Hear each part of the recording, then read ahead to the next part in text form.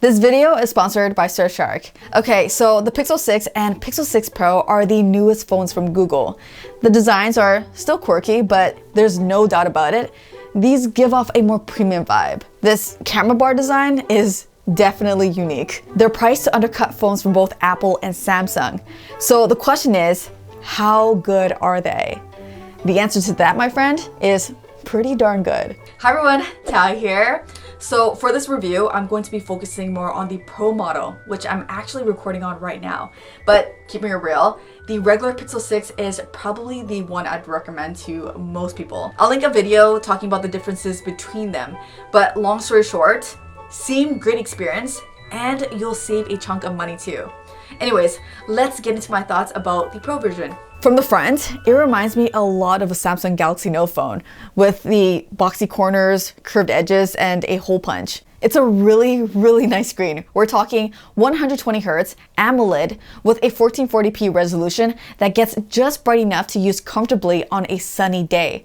Make no mistake, this is a big phone, but if you watch a lot of content on your phone, I'd argue it's worth the hassle of having to carry it around. The one-handed mode, which you have to turn on in the settings, has been a game changer for me. It's pretty much identical to how it is on iPhones. I have small hands, and even when I'm holding it with both hands, it makes interacting with the phone a little less awkward.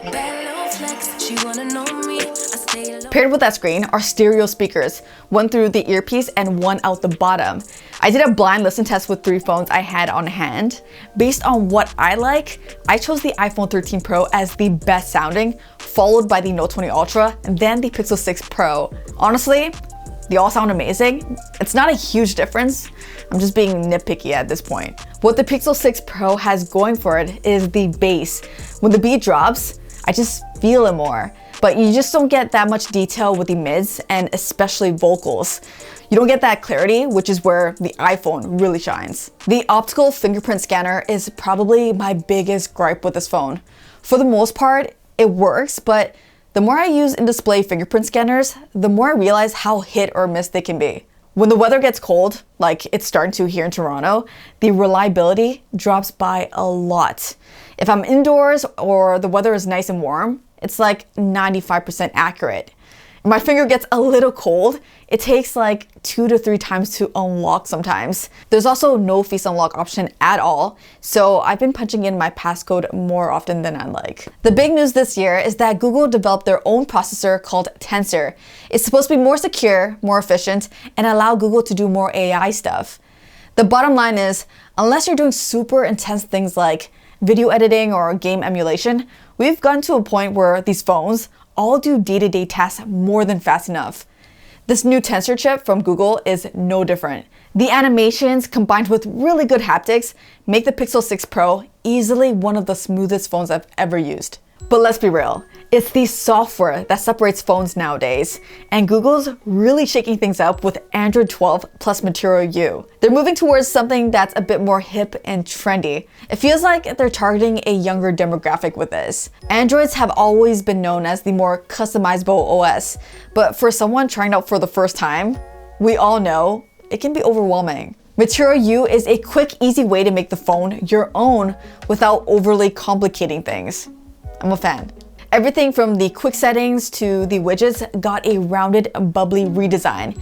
It has a very playful, almost cartoonish look to me, which isn't a bad thing. It just might not be for everyone.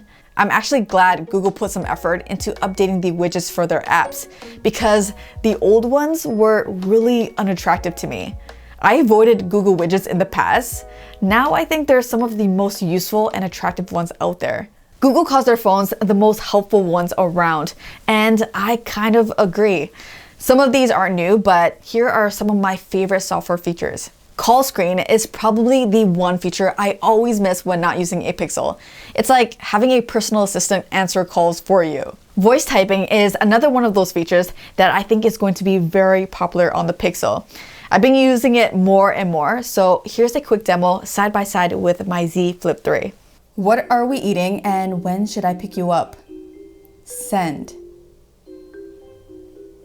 Okay, that's pretty cool, right? Notice that on the Pixel 6, it sent the message while on my Z Flip 3, it wrote the word send.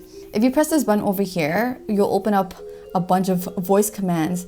So let's say you want to send a heart emoji. Just say, well, just like that, you'll get a heart emoji. And now if you want to erase the entire message, just say clear all. Okay, clear all. There you go, clean slate. Now Playing is still a Pixel favorite of mine. It basically automatically detects any songs playing. It's like 24/7 Shazam. Dragging and dropping images to share or copying text straight from the Recents menu is something I wish more phones did. So let's say there's an image I want to share. I can long press that picture, drag it directly to a recent contact, or drag it to more and share it however I want. A nice addition with Android 12 is being able to quickly disable the camera and mic access right from the quick settings. Good for that peace of mind. Taking long screenshots and quickly changing which speakers the audio comes out of aren't new if you're coming from a Samsung phone, but I'm glad to see Google adding it to the Pixel experience. There's a lot to like about the software, but it isn't perfect. The automatic live translation stuff that Google showed off, yeah, I couldn't get it to work even after messing with it for over an hour. And I've also run into a few app crashes here and there. I like what I'm seeing, but Google's got some polishing to do. I will say, interpreter mode and the live translation stuff is going to be a game changer when traveling.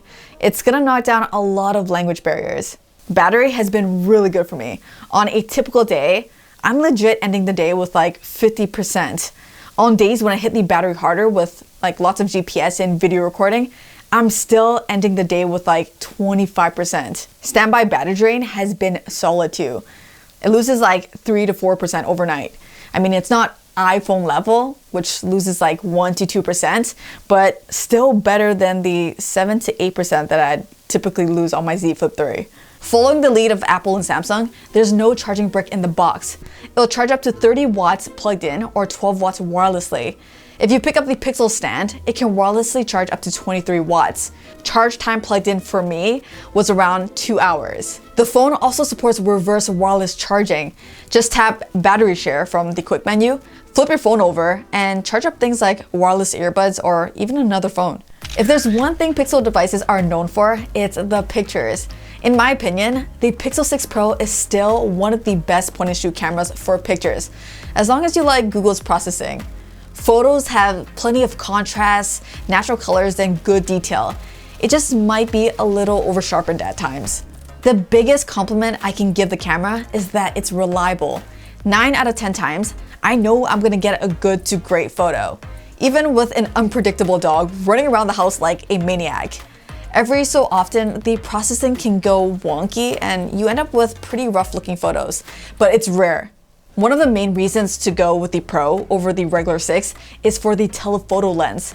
It'll do 4 times optical zoom or 20 times digital. This works great for getting nice and close shots without having to use your legs.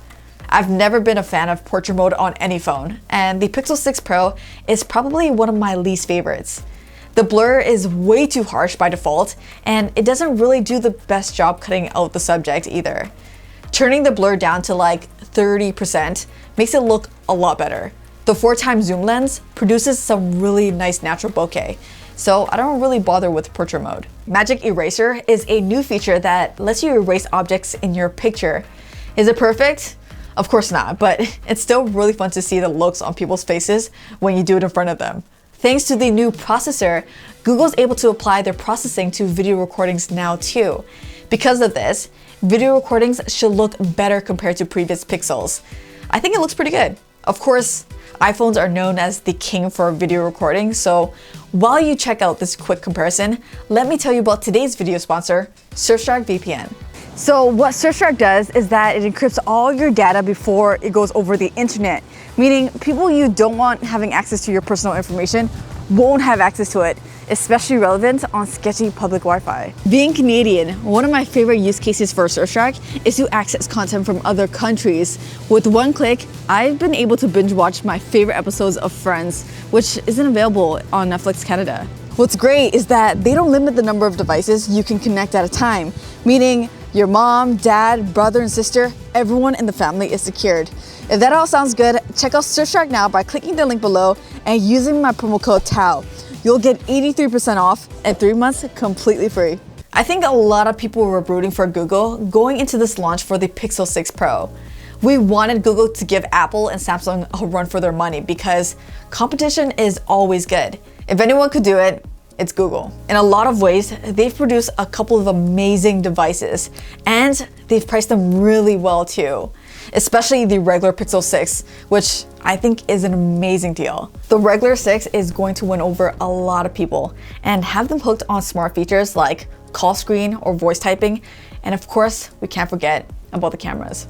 The Pro version might not be that groundbreaking device that Google was hyping it up to be, but it's still one of the best premium Android phones that you can buy right now. It offers a very unique experience, and I feel like this is only the beginning of the software magic that Google is gonna shock us with. I like the Pro, I just think the regular 6 is too good of a deal. As usual, thank you so much for watching. Until the next one, I'm out of here.